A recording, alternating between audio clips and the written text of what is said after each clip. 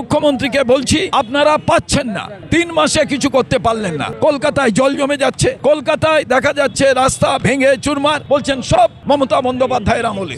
এই যে হোটেল, যে মির্জা গালি স্ট্রিটে যে হোটেল, বাংলাদেশি একজন নয় দুজন নয় 9 জন মারা গেছে। এই মুহূর্তে আমরা দেখতে পাচ্ছি যে কংগ্রেসের একটি প্রতিনিধি দল তারা এখানে উপস্থিত হয়েছেন। অবশ্যই তারা তাদের দেখবেন এবং কি বলবেন সেটা আমরা আপনাদের দেখাবো।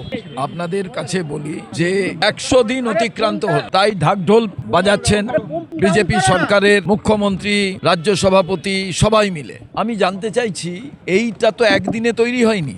কতদিন ধরে বর্তমান মুখ্যমন্ত্রী, তিনি তো 9.5 বছর তৃণমূল সরকারের মন্ত্রী ছিলেন, তিনি সারা কলকাতা সব জানতেন। বিরোধী দলনেতা হিসেবে বলতেন আমি সব জানি, কিন্তু আমি কিছু করতে পারছি না, আমি বিরোধী দলনেতা। আমরা বলেছিলাম স্বাগত জানাই, বাংলার উন্নয়ন করুন। আজকে প্রথম 30 দিন বলেছিলাম, তারপরে 60 দিন, তারপরে 90 দিন, 100 দিন হয়ে গেল। তারাপীঠে আগুন লাগলো এবং কলকাতা শহরে প্রচুর আগুন লেগেছে। তখন দেখতাম তৃণমূলের সময় তিনি মমতা বন্দ্যোপাধ্যায়ের সঙ্গে একসঙ্গে বেঞ্চিতে বসে থাকতেন। বিরোধী দলনেতা হিসাবে আমি তাকে কোনোদিন এসে বেঞ্চিতে বসে থাকতে দেখিনি। এবং মুখ্যমন্ত্রী হিসাবে তারাপীঠের যখন এই ঘটনা দেখলেন, আপনি কলকাতা শহর, আপনি কলকাতা থেকে বিধায়ক হয়েছেন, আপনি ভাবলেন না এখানে যে হোটেল ইললিগাল ওয়েতে চলছে।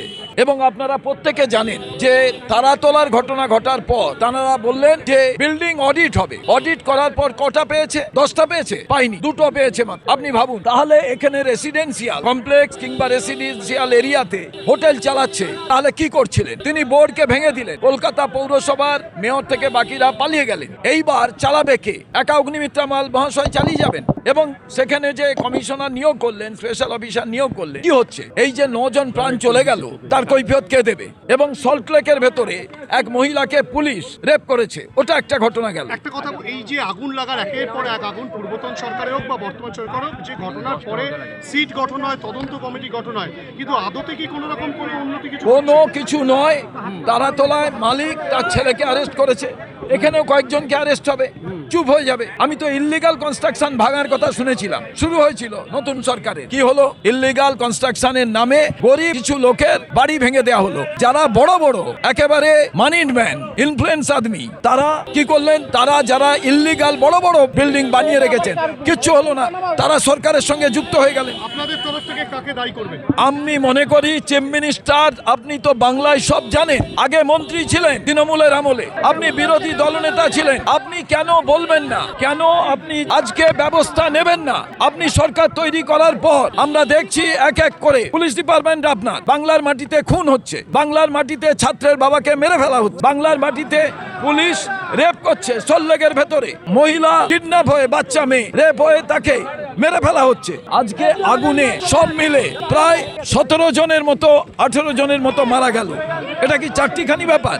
আমাকে বলুন, এখানেও ব্যবস্থা নিচ্ছেন না, এর জন্য দায়ী কে? কালকে কমিশন তৈরি হবে, সিট তৈরি হবে, আমরা ইমিডিয়েটলি, এ তো শুনছি বাংলাদেশের নাগরিক যারা, তারা এখানে যারা চিকিৎসা করতে আসেন বা কোনোভাবে তারা এখানে ছিলেন, সম্পূর্ণভাবে আমরা এখনো জানতে পারিনি। কিন্তু এই যে এলাকা জুড়ে আপনি বিল্ডিং অডিট করলেন, তাহলে কি অডিট হলো? কি অডিট হলো? কি জানলেন? কি চাইছেন এখন? কি চাইছেন? আমরা চাইছি যে বিচার বিভাগীয় তদন্ত হোক, একজন সিটিং জাজ, একজন নয় 3 জন সিটিং জাজকে দিয়ে এই টোটাল এনকোয়ারি করানো হোক। এবং মুখ্যমন্ত্রীকে বলছি আপনারা পাচ্ছেন না, 3 মাসে কিছু করতে পারলেন না। কলকাতায় জল জমে যাচ্ছে, কলকাতায় দেখা যাচ্ছে রাস্তা ভেঙে চুরমার, বলছেন সব মমতা বন্দ্যোপাধ্যায়ের আমলে।